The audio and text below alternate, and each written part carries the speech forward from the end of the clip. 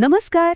आजच्या या विशेष विश्लेषणात आपण एका अशा परंपरेबद्दल बोलणार आहोत जिचा संबंध थेट आकाशातल्या ताऱ्यांशी आणि आपल्या घरातल्या नात्यांशी आहे. होय, आपण अधिक मासाबद्दल बोलत आहोत.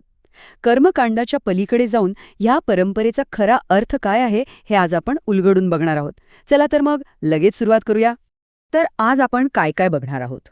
आपण खगोलीय कालगणना समजून घेऊ, 33 दाण्यांची परंपरा बघू, आईची ओटी भरण्यामागचं महत्त्व आणि शेवटी या सगळ्यातून आपली नाती कशी बळकट होतात हे सगळं आज आपण कव्हर करणार आहोत. चला तर मग आपल्या पहिल्या मुद्द्यापासून सुरुवात करूया. खगोलीय कालगणना म्हणजेच सूर्य आणि चंद्राचा अचूक मेळ. या हिंदू कालगणनेत चांद्रवर्ष आणि सौरवर्ष यांच्यात जो वेळेचा फरक असतो ना, तो भरून काढण्यासाठी गणिताच्या आधारे हा एक जास्तीचा महिना जोडला जातो. गंमत बघा, विज्ञानाची ही गरज अध्यात्माशी किती सुंदर जोडली गेलीय.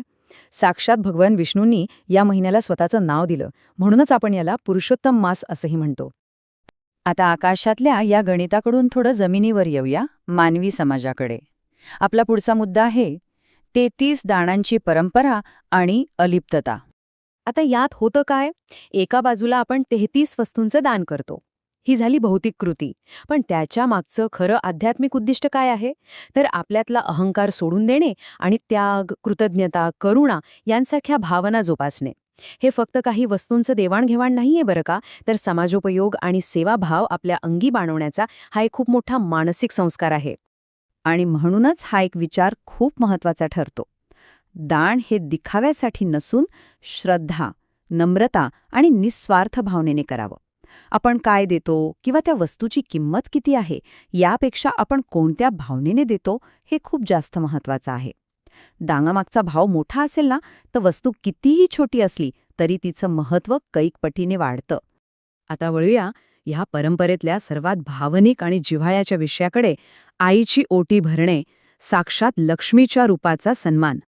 आईची ओटी भरणं म्हणजे केवळ एक सोपस्कार किंवा कर्मकांड अजिबात नाही. आईने जन्मभर आपल्यासाठी जो निस्वार्थ त्याग केलेला असतो त्याबद्दल कृतज्ञता व्यक्त करण्याचा हा एक अत्यंत शक्तिशाली मार्ग आहे. आपल्या भारतीय परंपरेत आईला साक्षात लक्ष्मीचं रूप मानलं जातं आणि अधिक मासात तिच्या याच मातृत्वाचा आपण सन्मान करतो. ओटी भरताना आपण काय काय अर्पण करतो? तर हळद, कुंकू, तांदूळ, ताजी फळं, साडी किंवा एखादं वस्त्र, नारळ आणि थोडी दक्षिणा. आता काही जण म्हणतात की मंगळवार किंवा शुक्रवार हे दिवस यासाठी जास्त शुभ असतात. पण खरं सांगायचं तर या साहित्यापेक्षा आणि दिवसापेक्षाही ते देताना आपल्या मनात असणारं प्रेम आणि आदर या गोष्टी सगळ्यात जास्त महत्त्वाच्या आहेत. आता अशा धार्मिक विधींच्या बाबतीत नेहमी एक प्रश्न विचारला जातो. हा विधी कोणी करू नये याबाबत काही खूप कडक नियम आहेत का? अहो, अशा प्रश्नांमुळेच लोकांच्या मनात उगीच संभ्रम आणि भीती निर्माण होते. पण याचं एकदम सोपं आणि सुंदर उत्तर म्हणजे नियमांपेक्षा प्रेम महत्वाचं.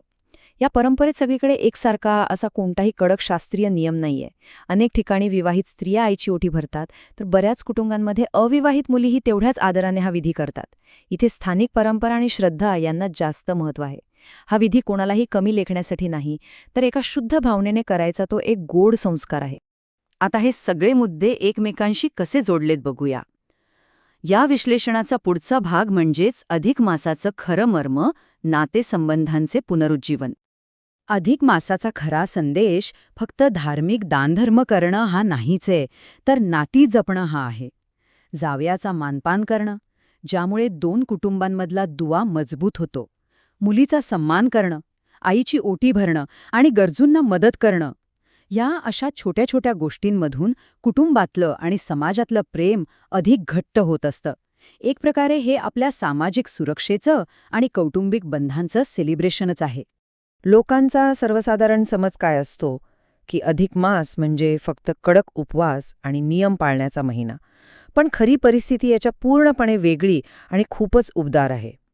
हा काळ एकमेकांबद्दलचं प्रेम, आदर आणि आपली नाती पुन्हा नव्याने जोडण्यासाठी दिलेला एक खास वेळ आहे असं म्हणायला नक्कीच हरकत नाही. हे सगळं समजून घेत असताना एक लहानशी पण महत्त्वाची गोष्ट लक्षात ठेवणं गरजेचं आहे. धर्म आणि ज्योतिषशास्त्र या अत्यंत व्यक्तिगत श्रद्धेच्या बाबी आहेत.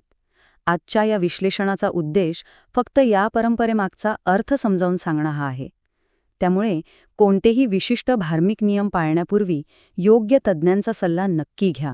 तर मंडळी, या विश्लेषणाच्या शेवटी आपण एका अशा प्रश्नावर थांबूया जो आपल्याला विचार करायला लावेल. जर आपण या सगळ्यातला मानवीय प्रेम आणि कृतज्ञतेचा मूळ संदेशच विसरून गेलो तर ह्या परंपरेचं सौंदर्य खरंच टिकून राहील का? अधिक मास आपल्याला हेच शिकवतो की विधी कितीही मोठे असले तरी त्यामागची माणुसकी, त्याग आणि प्रेम हेच खरं चिरंतन आहे. आकाशातल्या ताऱ्यांचं संतुलन राखणाऱ्या या महिन्यात आपण आपल्या नात्यांचं संतुलन नक्कीच राखू शकतो. या सुंदर विचारासह आजचं हे विश्लेषण आपण इथेच थांबूया. धन्यवाद.